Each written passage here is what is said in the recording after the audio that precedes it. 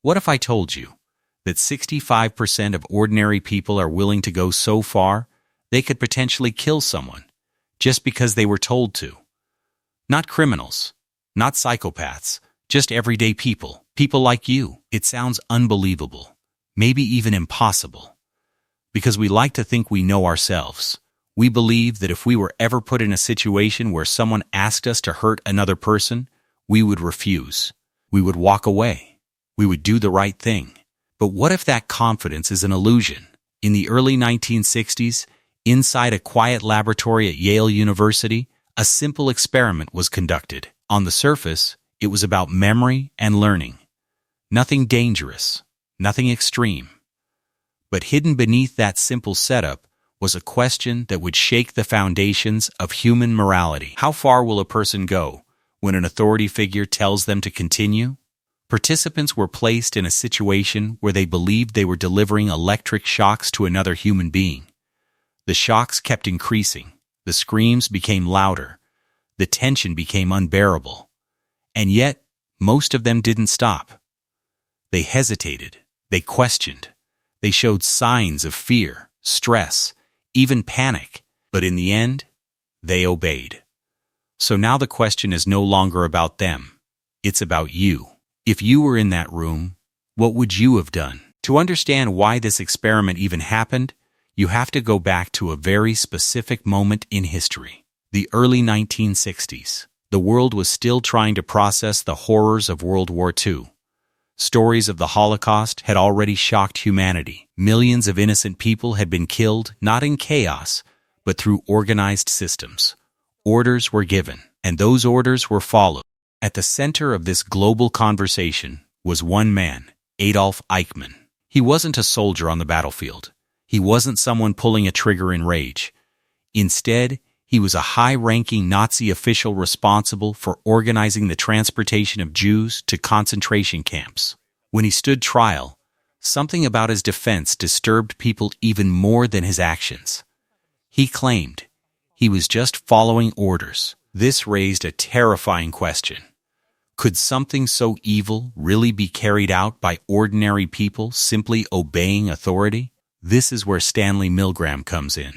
A psychologist working at Yale University, Milgram became obsessed with this question. He didn't want opinions. He didn't want theories. He wanted proof.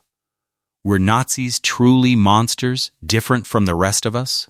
Or were they just ordinary humans, placed in a system where obedience mattered more than morality? And more importantly, if the situation was recreated, would anyone else do the same? At first glance, the experiment seemed completely harmless. Participants were told they were taking part in a study about memory and learning. Nothing about violence, nothing about morality. Just a simple scientific test. When they arrived, they met two other individuals. One was introduced as another volunteer, and the other as the person running the experiment. But there was something the participant didn't know. The other volunteer was not a real participant at all. He was an actor, secretly working with the experimenter. The roles were assigned through what looked like a fair process. Slips of paper were drawn to decide who would be the teacher and who would be the learner. But in reality, the outcome was already fixed. The real participant would always become the teacher. The learner, played by the actor, was then taken into another room and strapped into a chair that looked like an electric device. The explanation was simple. This was necessary to prevent movement during the experiment. Before things began, the teacher was given a small sample electric shock. It wasn't dangerous, but it felt real enough to remove any doubt. Then, the real test started. The teacher was asked to read pairs of words to the learner. After that, they would test the learner's memory. For every wrong answer, the teacher had to press a switch and deliver an electric shock. Each mistake meant a higher voltage, 15 volts, 30 volts, 45 volts. The machine had labels that made things even more uncomfortable. Words like slight shock, strong shock, and eventually, danger, severe shock. The teacher couldn't see the learner anymore, but they could hear him, and that's where everything began to change, because soon, the learner started reacting. At first, it was small, a mistake, a shock, a response. But as the voltage increased, so did the intensity of what came from the other side. And what started as a simple experiment no longer felt simple at all. At the beginning, everything moved smoothly. The teacher read the word pairs. The learner responded. A mistake was made and a shock was given. It felt controlled, predictable, almost routine. But then something changed. As the voltage increased, the reactions from the other room became harder to ignore. At first, it was just a slight protest, a quiet complaint, nothing too alarming. Then came louder responses. The learner began to react with clear discomfort. His voice carried tension. There was hesitation, fear. And then the banging started, a sharp, repeated knocking against the wall that separated them. It wasn't just a sound anymore. It was a signal, a warning that something wasn't right. The teacher could hear it clearly. With each wrong answer, the instruction remained the same: administer the next shock. And with each shock, the learner's reactions grew more intense. He began to shout, to protest, to demand that the experiment stop. At this point, the situation no longer felt like a simple memory test. It felt real, too real. Inside the room, the teacher started to struggle. Some paused. Some questioned what was happening. Others turned to the experimenter, looking for reassurance. Because now, a conflict had begun. On one side, a clear instruction from an authority figure. On the other, the sound of another human being in distress. And right in the middle of it, an ordinary person, forced to decide what matters more: following orders, or listening to their own conscience. As the experiment continued, the tension inside the room became almost unbearable. The learner's voice, once clear and responsive, was now filled with pain and desperation. He pleaded to be released. At one point, he even mentioned having a heart condition. And then, something even more disturbing happened. After a certain level of shock, the learner stopped responding altogether. No answers, no voice, just silence. But the instructions didn't change. The teacher was told to treat silence as a wrong answer and continue. At this point, many participants reached their limit. They turned to the experimenter, confused and distressed. Some directly questioned the safety of the learner. Others said they didn't want to continue. But every time they hesitated, the experimenter responded with calm, firm statements. Please continue. The experiment requires that you continue. It is absolutely essential that you continue. You have no other choice. You must go on. These weren't aggressive commands. There was no shouting, no threats, just quiet authority. And somehow, that was enough. Inside, the participants were clearly struggling. Their bodies gave it away. Some began sweating. Others trembled. A few laughed nervously, not out of humor, but out of stress. There were even cases where people showed signs of extreme emotional distress. They knew something was wrong. They felt it. And yet, many of them kept going, step by step, shock by shock, not because they wanted to hurt someone, but because someone in a position of authority told them they had to. This was the moment where everything changed, because now the experiment was no longer testing memory. It was revealing something much darker: the power of obedience over conscience. Before the experiment began, almost everyone believed the same thing: that people would stop, that no normal person would continue once the situation became serious. Experts predicted that only a tiny number of participants, maybe 1 or 2 out of 100, would go all the way. It seemed obvious. When faced with causing real harm, people would choose to disobey. But what actually happened shocked everyone. Every single participant continued up to at least 300 volts. Every one of them. And even more disturbing, 65% of participants went all the way to the maximum level of 450 volts. The point labeled danger, severe shock. the point where the learner had already fallen silent. No responses, no signs of awareness, just silence and a switch that still needed to be pressed. What makes this even more unsettling is that these participants were not forced. They weren't threatened. They weren't physically stopped from leaving.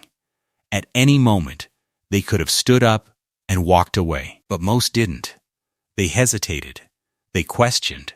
They showed clear signs of stress, and still they obeyed. These were ordinary people, not trained soldiers, not criminals, just individuals who, when placed under pressure from authority, went further than anyone ever expected.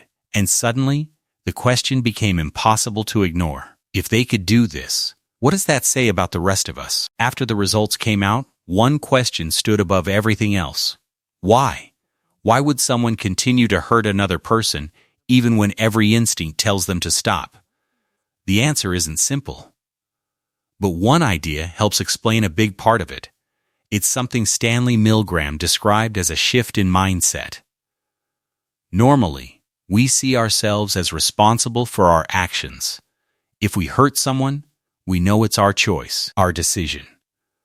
But in this experiment, something changed. Many participants began to see themselves not as decision makers, but as instruments, almost like tools. Instead of thinking, I am doing this, they started thinking, I am just following instructions. This is often called an agentic state, a mental state where a person stops feeling fully responsible and starts placing that responsibility on the authority giving the orders. And the setup of the experiment made this even stronger. The presence of a confident experimenter, the setting inside Yale University, the idea that this was for science. All of it created a powerful sense of trust. Another important factor was uncertainty. The participants weren't experts. They didn't fully understand what was happening. So when things became confusing or uncomfortable, they looked to the authority figure for guidance. And each time they hesitated, they were reassured, told that everything was under control. So step by step, they continued. Not because they were cruel, but because, in that moment, obedience felt easier than resistance. If this experiment had happened just once, in one place, it might have been dismissed as an unusual result. But it didn't stop there. The same basic experiment was repeated many times, in different countries, with different people, and under slightly different conditions. And the outcome remained disturbingly consistent. A large number of participants still chose to obey. However, when certain factors were changed, something interesting happened. When the teacher was placed physically closer to the learner, able to see or even touch them, the level of obedience dropped. It became harder to ignore the reality of what they were doing. In another variation, the experiment was moved away from the respected environment of Yale University to a more ordinary setting. The level of obedience decreased again. This suggested something important. Authority isn't just about a person giving orders.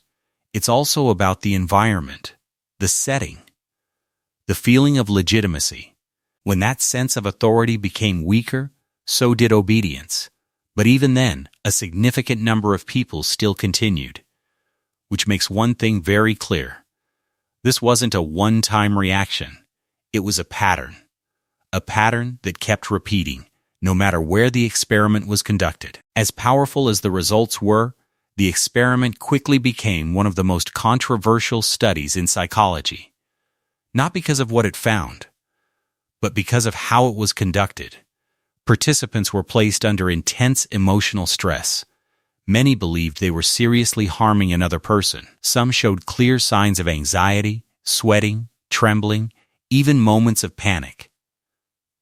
Critics argued that this went too far. They questioned whether any scientific discovery could justify putting people through that kind of psychological pressure. Some believed the experiment should have been stopped the moment participants showed distress. Others raised concerns about trust. The participants had been deceived. They thought the shocks were real. They believed the situation was genuine. And for some, that realization didn't just disappear once the experiment ended. But there was another side to the debate. Stanley Milgram defended his work. He later followed up with participants, and many said they were glad they had taken part. Some even felt the experience taught them something important about themselves. So the question remains unsettled. Did this experiment reveal a dark truth about human behavior, or did it cross a line that should never have been crossed? In the end, this experiment leaves behind a question that is difficult to ignore. Not just about the people who took part, but about all of us. Because the participants were not criminals. They were not violent individuals. They were ordinary people placed in an ordinary setting, following what they believed was a scientific study. Yet when authority spoke, many of them continued. Even when it felt wrong. Even when they heard distress. Even when their own instincts told them to stop. That is what makes this so unsettling. It suggests that under the right conditions, obedience can become stronger than conscience. That the pressure to follow instructions can override personal morality, step by step. And this is where the deeper meaning begins to form. If ordinary people can be pushed this far in a controlled experiment, what does that say about real-life situations? About systems where authority is unquestioned? About moments where responsibility feels shared or distant? The uncomfortable truth is that the boundary between right and wrong is not always as firm as we believe. And that brings us back to the question that started it all. If you were there, hearing the instructions, hearing the cries, feeling the pressure to continue, would you have stopped? Or would you, like so many others, have kept going?